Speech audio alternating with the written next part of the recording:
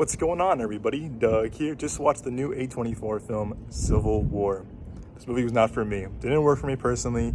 I wouldn't call myself an Alex Garland fan. I've only seen Ex Machina of his filmography. I haven't seen Men, I haven't seen Annihilation, but going to Civil War, seeing the same thing that's very divisive, like his other movies. You're gonna love it or hate it.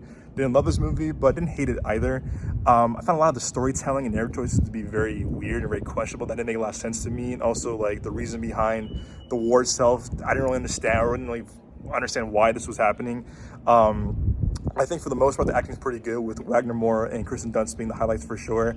But some of the other characters just didn't really add much to the story, or kind of just felt like they were kind of dragging the story down a little bit. And there's a lot of weird needle drops that made no sense to me. At a character, at a place for the movie, that like certain things would happen. They would play just the most randomest song at the most randomest time that kind of just like felt really oddly placed.